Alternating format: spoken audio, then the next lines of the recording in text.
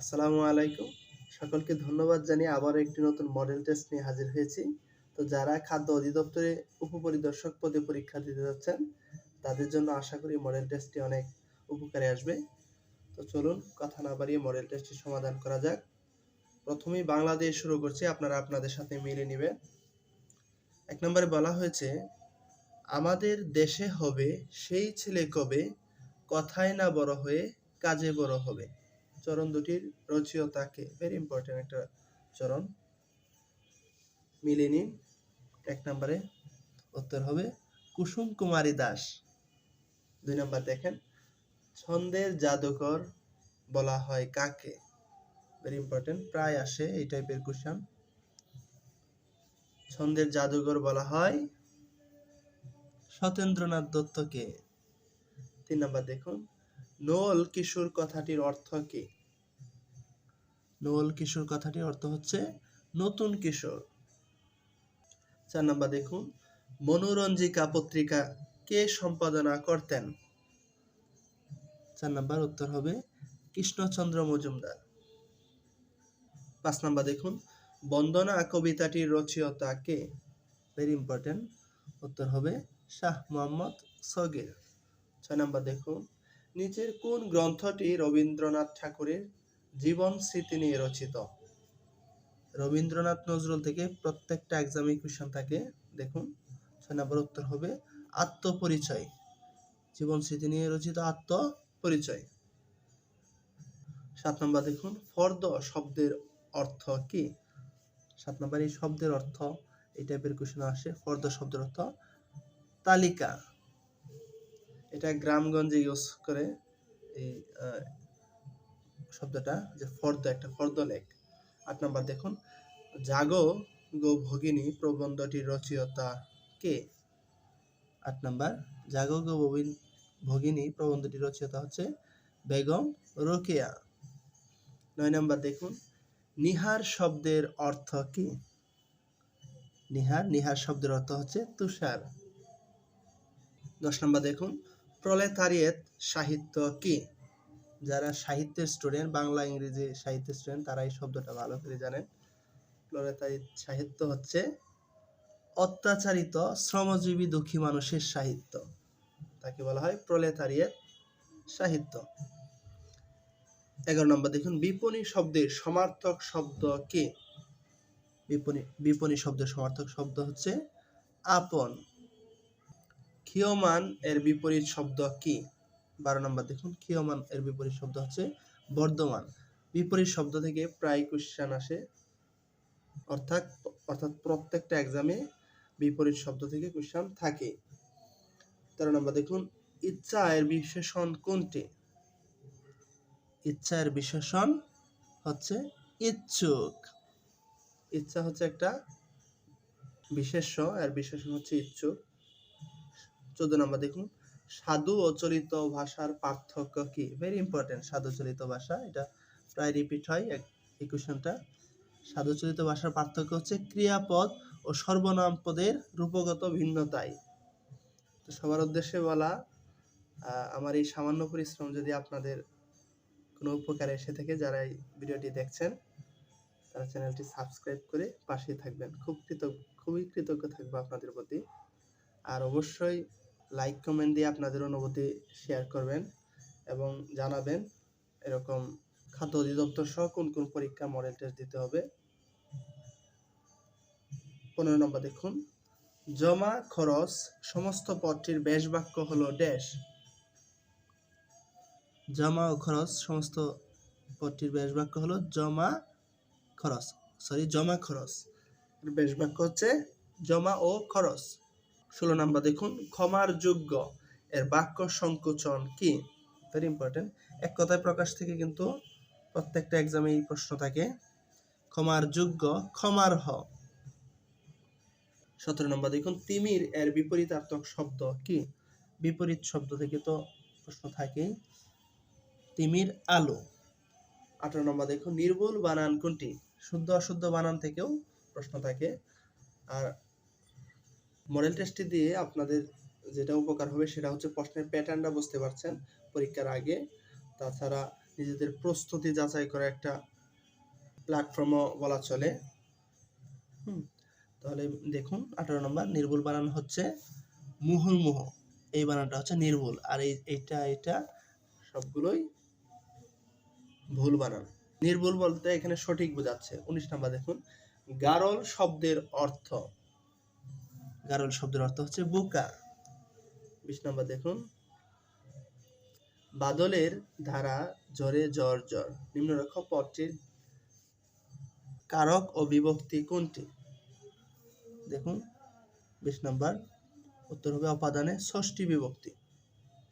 21 নম্বর দেখুন, এবার ইংলিশ কোশ্চেনগুলোতে চলে আসছে। আপনারা ইংলিশ অর্থাৎ ইংরেজি প্রশ্নগুলো যখন দাগাবেন অবশ্যই চেষ্টা করবেন যেন বাংলা বুঝে বুঝে দাগানোর।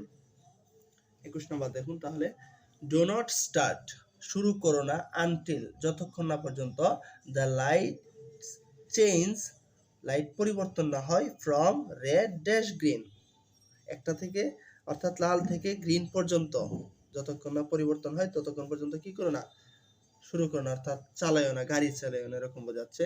যেহেতু এখানে যদিও কারের কথা ইউজ নেই কিন্তু আমরা বুঝে নিচ্ছি।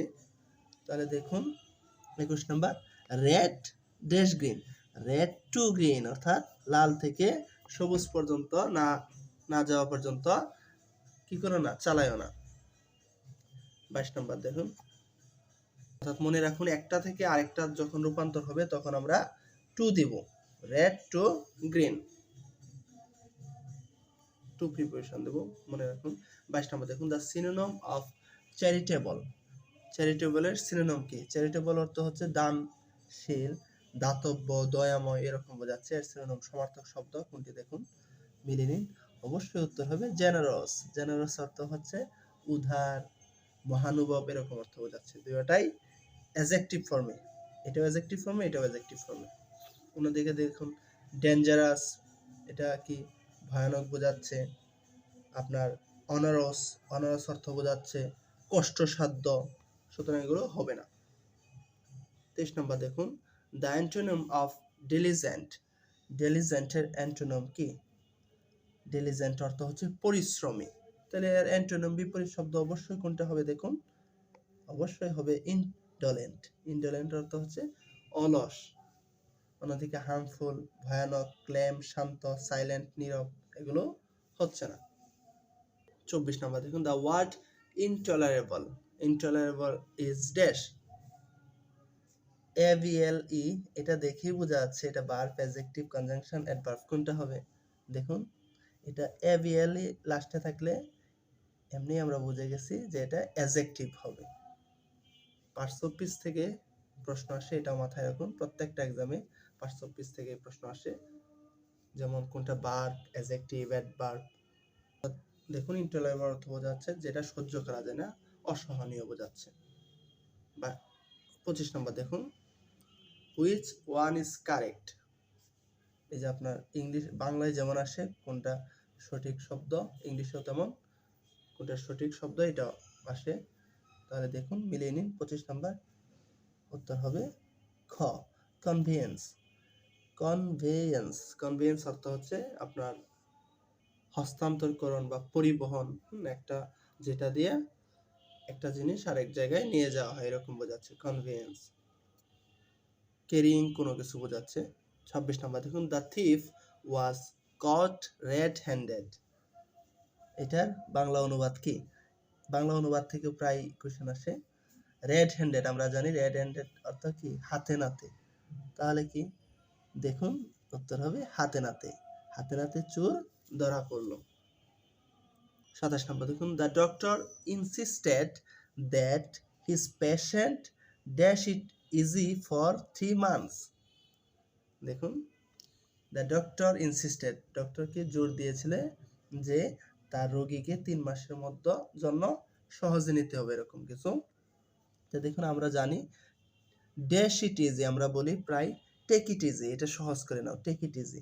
তাহলে এখানে টেকস ইট ইজি কিন্তু হবে না, মনে রাখবেন টেক ইট ইজি হবে। উত্তর ক, টেক ইট ইজি।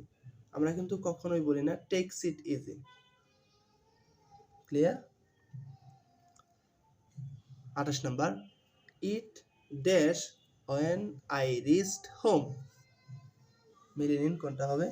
আমরা জানি when মাঝের অংশে বসলে অর্থাৎ দুইটি সেন্টেন্সের মাঝে বসলে এই অংশের যে টেন্স থাকবে ওই অংশেও একই টেন্স থাকবে, অর্থাৎ একই টেন্সে থাকলেও কিন্তু এইদিকে দেখুন পাস্ট ইনডিফিনিট থাকলে when এর পরে পাস্ট ইনডিফিনিট থাকলে পূর্বে কি হবে, পাস্ট কন্টিনিউয়াস হবে, পাস্ট কন্টিনিউয়াস হবে। তাহলে দেখুন ইট ওয়াজ রেইনিং, তখন বৃষ্টি হচ্ছিল, আই রিচড হোম, অর্থাৎ আমি বাড়ি পৌঁছেছিলাম যখন, তখন কি হচ্ছিল, বৃষ্টি হচ্ছিল। একটা চলমান কাজ, পাস্টের একটা চলমান কাজ। তাহলে দেখুন এই অংশে যদি আবার প্রেজেন্ট ইনডিফিনিট থাকতো ওই অংশে কি প্রেজেন্ট কন্টিনিউয়াস হতো। মনে রাখবেন যেহেতু এই অংশে পাস্ট ইনডিফিনিট হয়েছে ওই অংশে কি হবে, পাস্ট কন্টিনিউয়াস হবে, এটা পাস্ট কন্টিনিউয়াস। 29 নাম্বার দেখুন এট লার্জ মিন্স ড্যাশ। এট লার্জ অর্থ হচ্ছে স্বাধীনভাবে, এটা একটা ইডিয়ম ফ্রেজ, মনে রাখুন। অর্থ হচ্ছে ফ্রিলি। 30 নাম্বার দেখুন if teaching dash more fewer teachers would leave the profession. If যুক্ত কন্ডিশনাল থেকে কিন্তু প্রত্যেকটা এক্সামে প্রায় প্রশ্ন থাকে, এটা এই নিয়মটা মাথায় রাখুন। তাহলে কোনটা আনসার হচ্ছে দেখুন, এইদিকে আপনারা দেখুন উড আছে, তারপর ভার্বের প্রেজেন্ট ফর্ম রয়েছে অন্য অংশে। তাহলে আমরা জানি ইফ যুক্ত পরবর্তী অংশে যদি উড প্লাস প্রেজেন্ট ফর্ম বসে ভার্বের, তাহলে ওই অংশে কি বসবে, ওই অংশে অবশ্যই পাস্ট ফর্ম বসবে, পাস্ট ইনডিফিনিট ফর্ম বসবে। আর যদি এদিকে উড হ্যাভ বসতো তাহলে ওইদিকে হ্যাড থাকতো। তাহলে কি শুধু এদিকে উড প্লাস সাবজেক্ট ভার্বের প্রেজেন্ট ফর্ম রয়েছে, উড প্লাস ভার্বের প্রেজেন্ট ফর্ম, সুতরাং উত্তর হবে paid. If teaching paid more fewer teachers would leave the profession, অর্থাৎ শিক্ষকতায় যদি বেতন বেশি দেওয়া হতো তাহলে খুব কম শিক্ষকই এই পেশাটা কি করতেন, ছেড়ে দিতেন, এরকম অর্থ বোঝাচ্ছে। এখানে দেখুন পে থেকে পেইড আসছে, PAY, এই পে থেকে কি আসছে, পের পাস্ট ফর্ম পেইড আসছে। Clear, paid. 31 নম্বর দেখুন তাহলে what is the sound made by God. দেখুন হোয়াট ইজ দ্য সাউন্ড অর্থ শব্দ, মেড বাই এ গড অর্থাৎ ছাগলের দ্বারা যে শব্দ হয় তাকে কি বলে, উত্তর হবে ব্লিটিং, অর্থাৎ ব্লিটিং অর্থ হচ্ছে ভ্যাঁ। অন্যদিকে এই যে কোয়িং হচ্ছে এটা কবুতর বা ঘুঘুর শব্দ। 32 নম্বর দেখুন আওয়ার সুইটেস্ট সংস, আমাদের মধুর গানগুলো, আর those that tell of saddest thought, আমাদের দুঃখের চিন্তাগুলো বলে মধুর গানগুলো। দেখবেন অনেক সময় একটা প্রিয় গান অনেকটা কষ্ট দূর করে দেয় যখন আমাদের মন খারাপ থাকে। তাহলে দেখেন এই লাইনটা কে বলছে, ওয়াজ রিটেন বাই ড্যাশ, এটা 32 নম্বর উত্তর হবে পিবি শেলি। এটা পিবি শেলির একটি বিখ্যাত লাইন, যেটা টু এ স্কাইলার্ক পোয়েম থেকে নেয়া লাইনটা। তার মানে ইংরেজি সাহিত্য থেকে প্রশ্ন থাকবে, প্রত্যেকটা এক্সামে থাকে, তো আশা করি উপপরিদর্শক পরীক্ষাতেও থাকবে। 33 নম্বর দেখুন a famous English poet who was professionally known as a man of medicine। দেখুন a famous English poet, একজন ইংলিশ কবি, হু যে, was professionally known যে প্রফেশনালি অর্থাৎ পেশাগত দিক দিয়ে known পরিচিত, as a man of medicine, অর্থাৎ ওষুধের অর্থাৎ ডাক্তার ছিলেন, এ ম্যান অফ মেডিসিন অর্থাৎ যিনি পেশাগত দিক দিয়ে ডাক্তার ছিলেন এরকম বোঝাচ্ছে। তাহলে কে সে, দেখুন উত্তর হবে জন কিটস, একমাত্র কবি জন কিটস, যিনি কবি হওয়ার আগে কি ছিলেন, পেশাগত দিক দিয়ে ডাক্তার ছিলেন, সার্জন ছিলেন। জন কিটসের থেকে প্রত্যেকটা এক্সামেই থাকে প্রায়। জন কিটস কিন্তু পোয়েট অফ বিউটি, অর্থাৎ সৌন্দর্যের কবি বলা হয়। Beauty of poet of beauty John কিটসকে বলা হয়। 34 নাম্বার দেখুন, he said thanks my friends, the indirect form is dash. Narration থেকেও প্রশ্ন থাকে। 34 নাম্বার মিলিয়ে নিন, উত্তর হবে C, he thanked his friends, অর্থাৎ সে তার ফ্রেন্ডকে থ্যাঙ্কস জানাইছে। যেহেতু এখানে থ্যাঙ্কস রয়েছে তাই ডিরেক্ট থ্যাঙ্ক ভার্বে চলে আসবে, থ্যাঙ্কড হিজ ফ্রেন্ডস, নিয়মে করছে এটিকে। 35 নাম্বার দেখুন, Jharna is both attractive and intelligent dash considerate. 35 number দেখুন কোনটা হয়, Jharna is both attractive and intelligent, Jharna যেমন আকর্ষণীয় তেমন কি বুদ্ধিমান, ড্যাশ কনসিডারেট। তাহলে কি হবে, উত্তর হবে ক, অ্যাজ ওয়েল এজ কনসিডারেট, তেমনই কি বিবেচনাশীল, বুঝাচ্ছে। তাহলে কি এখানে অ্যাজ ওয়েল এজ বসবে, তেমনি ওইটার সাথে সাথে সে কি বিবেচনাশীল, অ্যাজ ওয়েল এজ বসবে। 36 নাম্বার দেখুন, what is the antonym of gentle. জেন্টেলের অ্যান্টোনিম কি? জেন্টেল অর্থ ভদ্রলোক, তার অ্যান্টোনিম কি? অবশ্যই রুড, রুড বোঝাচ্ছে। রুড অর্থ কঠিন, অর্থাৎ অভদ্র বা প্রচুর অ্যাগ্রেসিভ পারসন, এরকম বোঝাচ্ছে। 37 নাম্বার। 37 নাম্বার দেখুন, he has assured me dash safety. Very important একটা কোশ্চেন, প্রায় রিপিট হয় কোশ্চেনটা। 37 নাম্বার, উত্তর হবে me of safety, he has assured me of safety. সে নিরাপত্তার বিষয়ে কি করেছিল, আমাকে আশ্বস্ত করেছে। 38 নাম্বার দেখুন, he died dash over exercise. কোনটা হবে, উত্তর হবে অবশ্যই from, he died from over exercise, বেশি কিছু করে, অর্থাৎ বেশি খেয়ে বেশি এক্সারসাইজ করে, হ্যাঁ, এরকম ভাবে মারা গেলে কি বসে, ডাইড ফ্রম।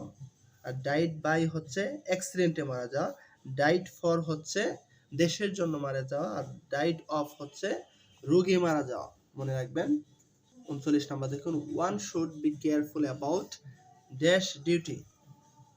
এই কোশ্চেনটা প্রায় রিপিট হয়, ওয়ান থাকলে আমরা জানি অপর অংশে ওয়ান্স বসে।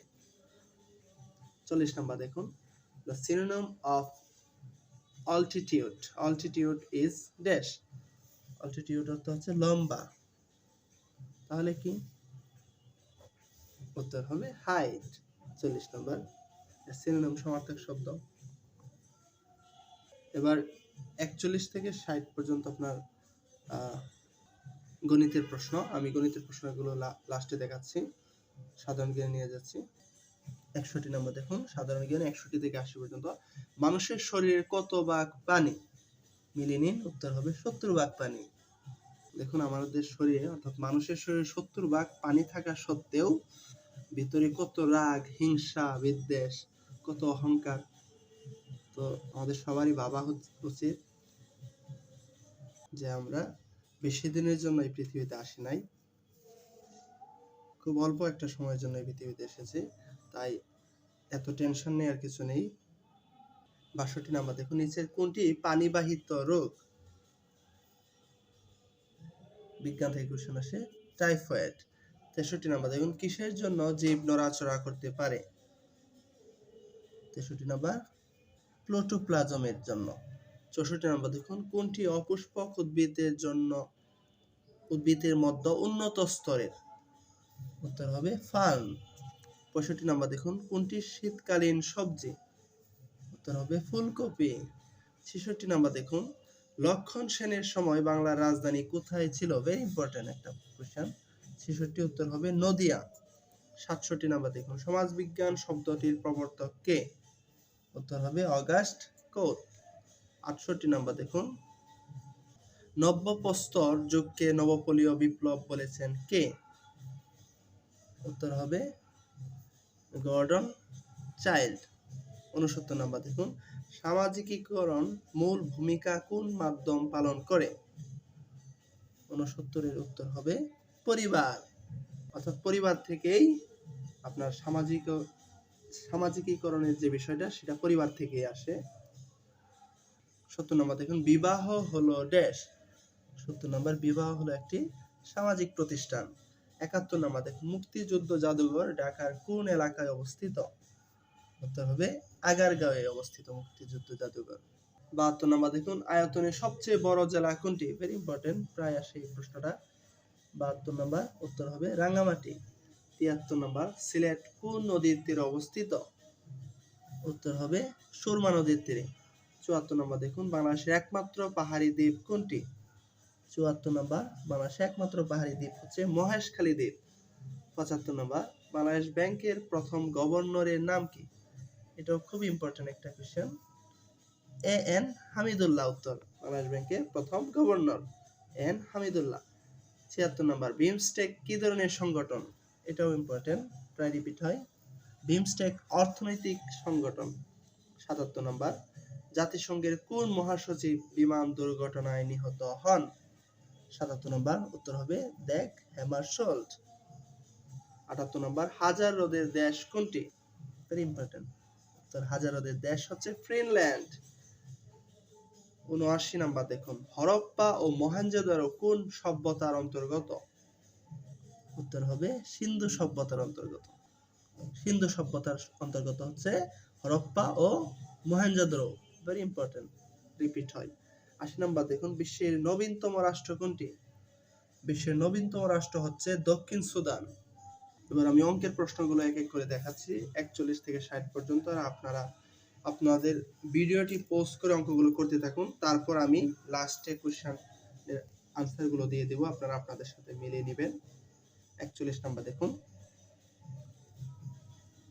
উৎপাদক থেকে কোশ্চেন আসবে 42, 43 দেখুন 44, এই টাইপের কোশ্চেন আসে কিন্তু 44 পার্সেন্টেজের।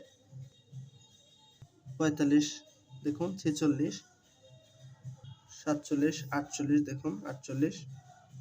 ধারবে নৌকা প্রতিকূল অনুকূল থেকে কোশ্চেন আসে 7 এর অঙ্ক এগুলো। যেহেতু এখনো টাইম রয়েছে কয়েকদিন পরীক্ষার, এগুলো প্র্যাকটিস করুন। 49, 50, এই যে 50 নাম্বার এই টাইপের কোশ্চেন আসে। 51 বৃহত্তম ক্ষুদ্রতম আসে। 52, 53 যে ক্ষেত্রফল আসে, ক্ষেত্রফলের অঙ্কগুলো করুন, নিজে নিজে করুন। অঙ্কে যেহেতু সময় বেশি লাগে তাই আমি অঙ্কের সলিউশন দিচ্ছি না।